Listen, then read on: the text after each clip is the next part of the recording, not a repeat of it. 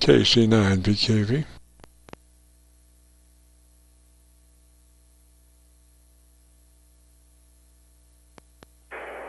Is that Mr. Ferguson? How's it going, Jim?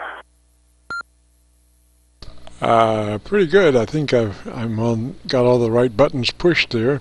So what you're saying is it was not a very accurate question.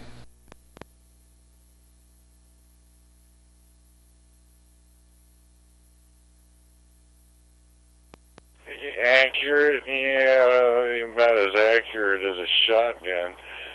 In some cases, just some of the questions that were asked just weren't well thought out. And then, of course, there were a few individuals that had to bloviate for 15 minutes, time out the repeater before they could actually get the question out. Not so good, but that's okay. You know, everybody are at different levels of understanding, right? So you kind of expect that. But whatever. So anyway, back over to Dana, KC4ZMZ. I think you guys doubled there for part of that. It was interesting. It wasn't a heterodyne or nothing. It was Dana in there, and then when he backed out, it went to you, Bill. But I couldn't even tell you were in there until Dana backed out. Sorry, I keyed with you for part of that, so I don't know which part of the conversation he heard.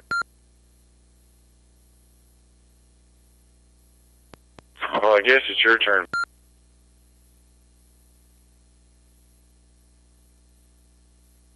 It's also so confusing from time to time.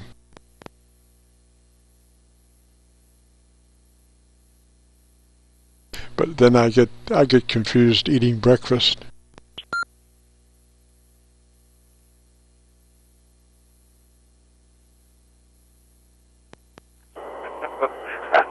I do too sometimes.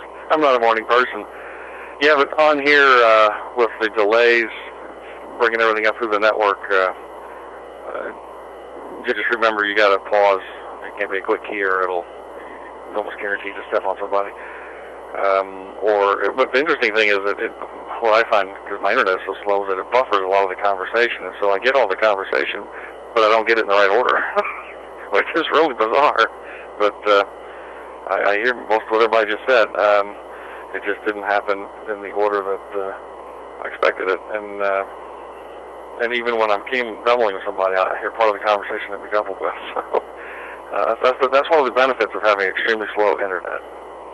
So now then, back to Dana.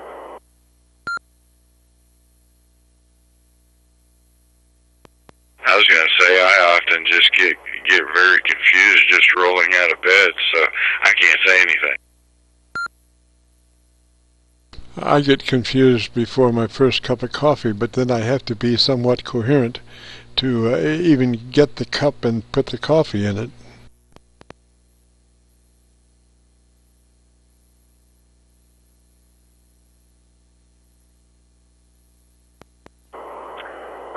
Yeah, or you might end up with a cup of orange juice instead, right? I've done stupid things like that before.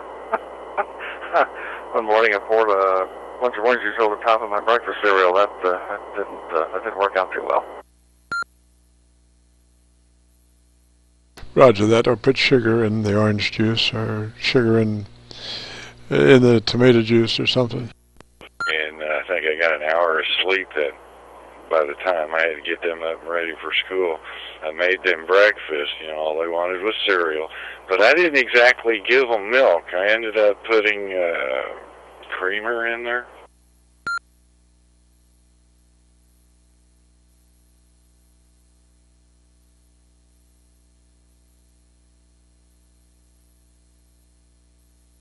Well, gosh, I heard you guys in there and thought I'd say hello. I'll jump out and let you guys get back together.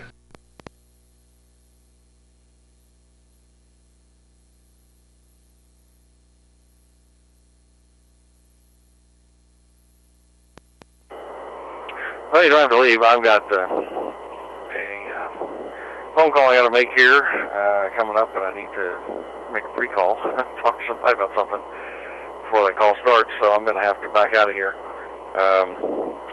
But Jim, if you want to, want me to route this thing to a different room for a while, since your radio won't do that, just let me know. So I can do that before I get on the call. And it'll stay there for about 45 minutes, and then it'll jump back.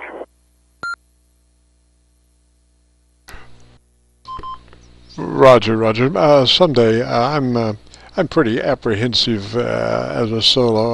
I'll wait till you have a chance to to be around as I sally forth into the room. At least I get. Hey, you don't need to run off anywhere. You can hang out a while. We don't bite often.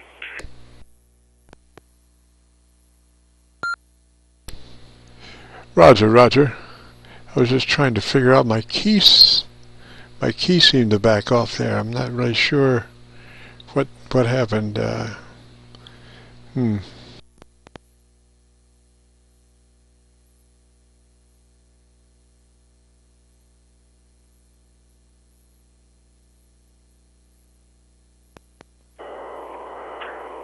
Yeah, I know on a couple of my YAESU radios I got to apply quite a bit of pressure to the push talk button, especially on the HT. Or it doesn't stay compressed. And the other thing is, with what I found with WiresX, and I think part of it's because of my slow internet here, is if I don't hold on to the push to talk button for a second or half a second after I stop talking, if I, let up on the push to talk almost simultaneously when I stop talking, then the last word, the last syllable, the last word gets cut off. I'm not quite sure how that happens, but I'm sure there's a logical reason for it. But anyway, guys, I need to run to make a call, and Jim, if you want to navigate this thing somewhere later on, just call me here, and if I'm not tied up on a phone call, I'll respond. So we'll catch you guys later. KC4ZMZ. I'll say 73 for now.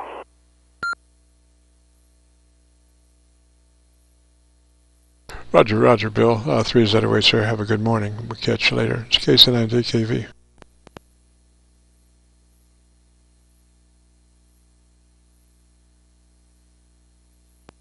All right, Bill. Catch you a little later, KC4JV. Yeah, Dan, I was sitting there talking now. This radio, I don't have the normal hand mic on this radio. It's wired into my house mic system. And I've got a toggle on, toggle off talk button with my 6-position rotary switch to select the radio, and it seemed to me like I was talking, and then all of a sudden the radio went to receive. And I don't think I moved the toggle switch, so I'm not really sure. I got to go for my second cup of coffee.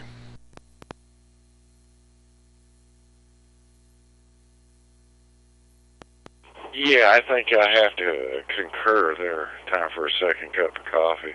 That could have been one of them RF gremlins, too. Roger. Now, I have from time to time removed the actual ground from the mic input circuit to the radio because of ground loops and stuff. And there is enough ground potential coming in through the antenna to make all that stuff work without actually having to make the mic ground part of it, and solves a lot of problems. But from time to time, as antennas shift around and things, I guess the antenna shield is providing the ground circuit to the radio.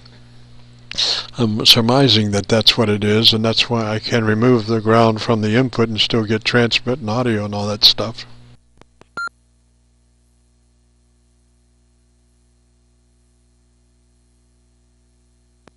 Yeah, your guess is as good as mine. I mean, that sounds pretty reasonable to me. Some radios like this YAESU 990 has got 3 grounds in the mic input. Three separate grounds, and you have to use the right ground for the right operation.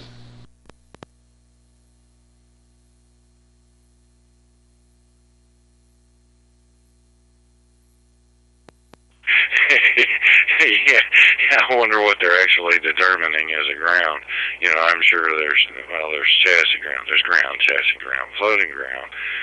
What else you got in there? No telling. Sometimes these engineers make me scratch my head and go, "Why'd you do that?" Yeah, it's probably an above ground for the audio. You know, they don't want that to be even chassis ground. It's probably a special ground just for the audio to avoid any kind of other ground loops. You know, and it just gets really complicated.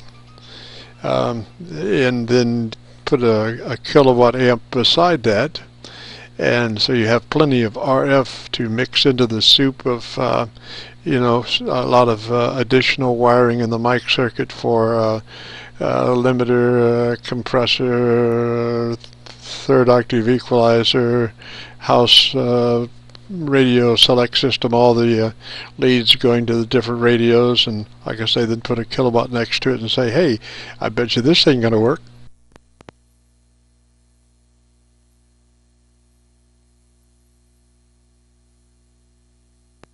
It's amazing what a little RF will do it.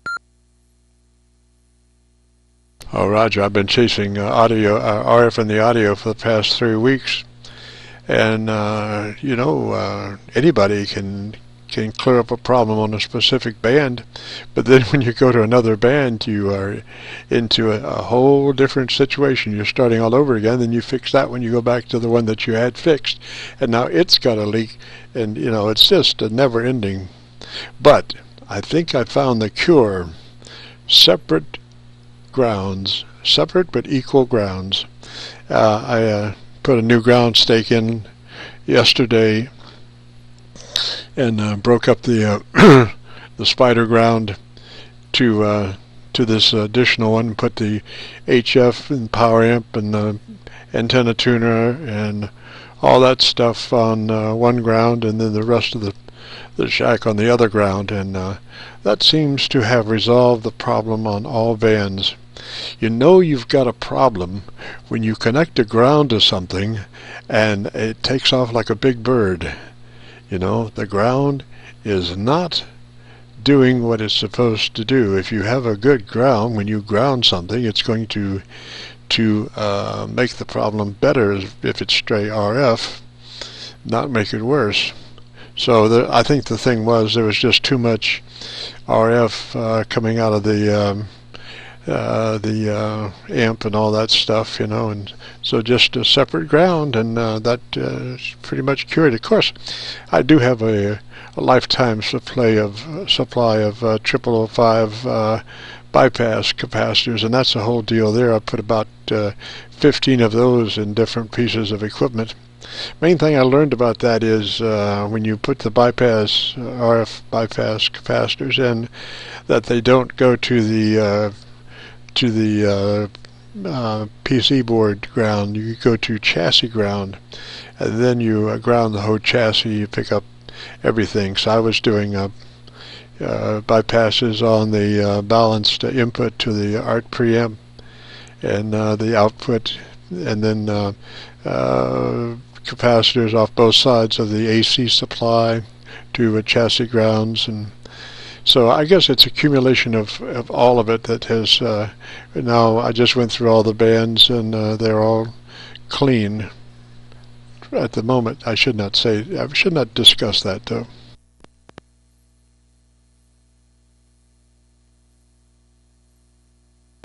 I hear you. Don't want to shoot yourself in the foot, per se, or nail it to the roof, either way you want to look at it. It's always fun running around in circles trying to chase something down that should be fairly simple. But that's one of those things that goes to show you that not all grounds are created equal.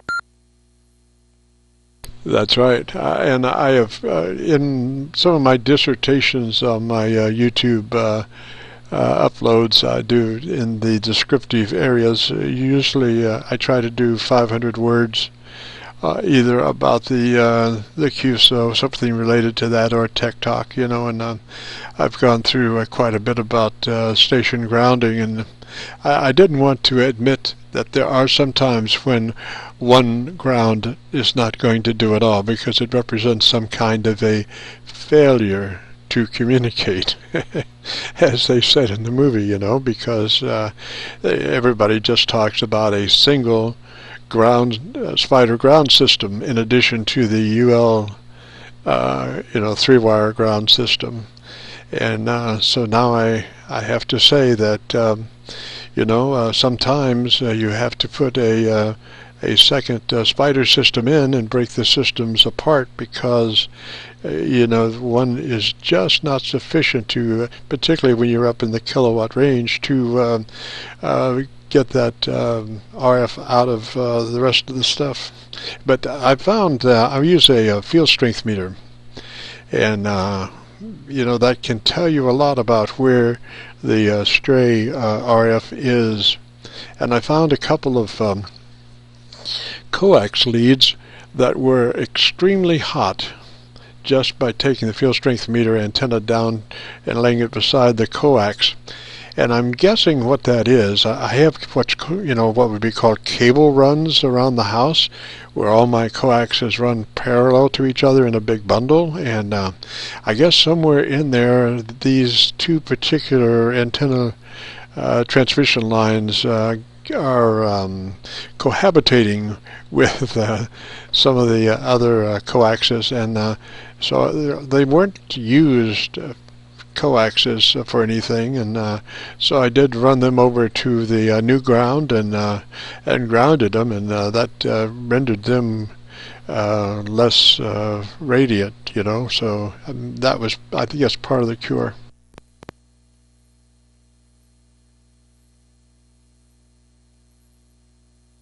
Oh yeah, well, the parallel lines, transmission lines like that, you get a little bit of that mutual inductance along the wire. So yeah, that doesn't surprise me at all. I found that when I run them that way, if I just put a little space in between them, that generally solves that problem. It's usually when I stack them and bundle them up is where I run into my issues. But it's like the repeater.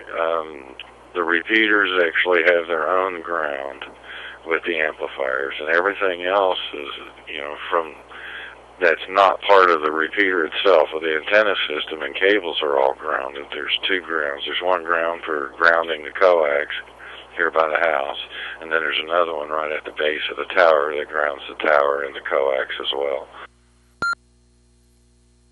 Roger, do you use like a barrel connector on your coax with a ground screw connection?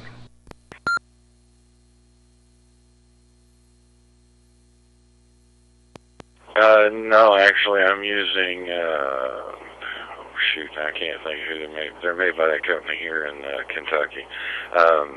They're transient isolators, lightning arresters with the gas tube traps, and those seem to work real well. Oh, Roger, I was just thinking, if you used hardline, you could just run the hardline down the tower. If you have a ground stake there, and just use a split bolt, a big split bolt, and take the hardline split bolt connected to the ground rod right there. You wouldn't even have to have any kind of interruptus barrel connector thing.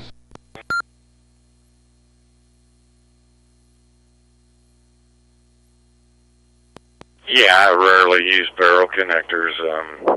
The ends of the coax, I put females on, so all I have to do is run jumpers. And a lot of times I'll ground them right there. As a matter of fact, at the top of the tower, right below the antennas. That's where I attach it to the tower, just to make sure that it and the tower are at the same potential. And then when you get to the bottom of the tower, of course, everything goes to a ground rod. And with hardline, what I do is I generally take like 10 gauge, wrap it around it 2 or 3 times, and solder it, and then attach it to the ground rod, and that seems to solve a lot of issues. Roger, you got the word about the LMR 400 problem with a duplex operation. A lot of folks were, I think, using LMR 400 as the as a little jumper from the hard line to the antenna at the top, you know. But it turns out that LMR 400 is because of the aluminum foil and all that stuff is leaky in a duplex operation. It's fine for simplex kind of operation, but duplex it poses leakage problems.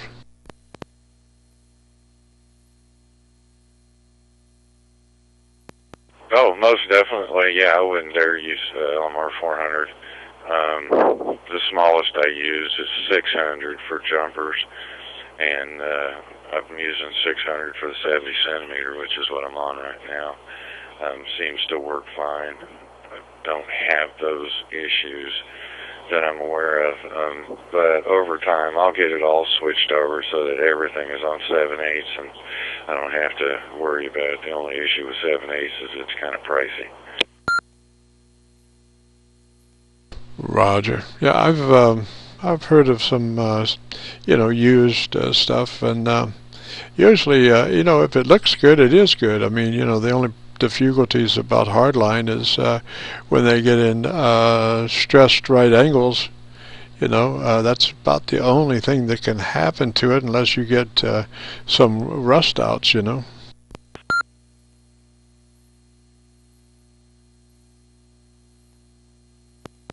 Yeah, exactly. The issue I've been running into is I just haven't been able to.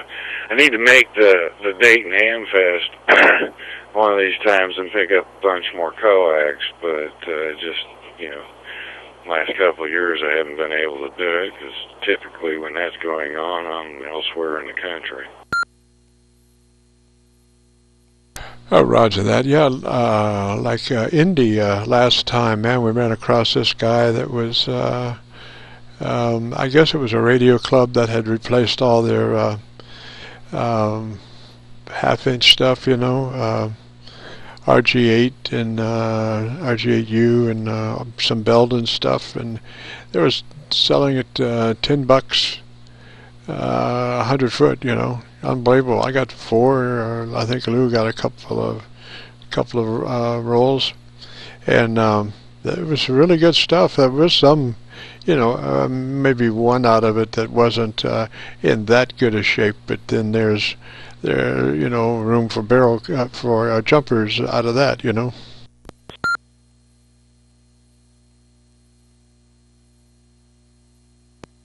Yeah, exactly. You know, I rarely throw a piece of coax away because of that reason there.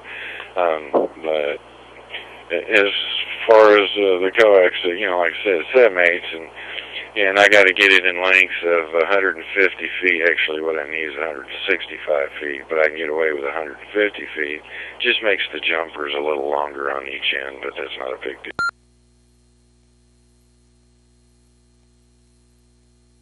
Roger, roger. Well, let me jump out of here, man. I did record some of this. I have to listen to it. I don't do much digital stuff. This will be probably outside of the test QSO-VLOG that we did, where we compared analog and video digital. This is probably the only other digital QSO recording that I've made. So I'll check it out. If it's any good, I might post it up on the QSO-VLOG page. It's YouTube under the call letter search Kilo Charlie 9 Victor Kilo Victor. Roger.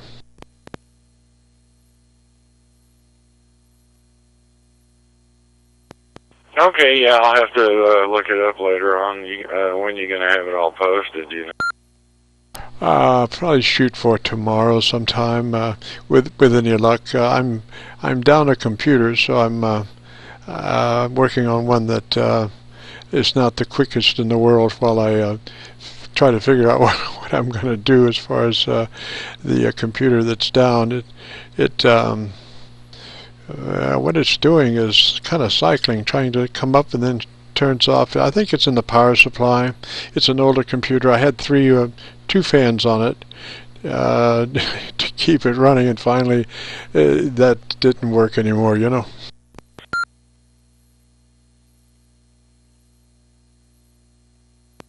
Oh yeah, it sounds to me like you lost either the 5-volt rail or the 1.5-volt rail, and either one of those would cause that. And 12-volt folding over would cause that too, but yeah, probably the power supply.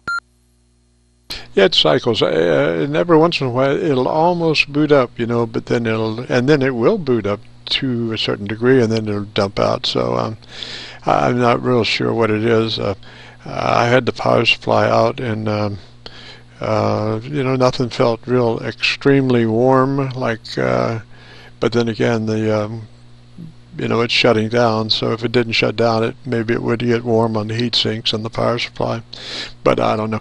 Yeah, I'll go try to get it tomorrow, if not tomorrow, the next day, but we'll probably get it up there, because always interesting to have different aspects of communication, and digital obviously is you know, up and coming, so you know, from that standpoint. Alrighty, Dana, we'll catch you later. Roger, roger.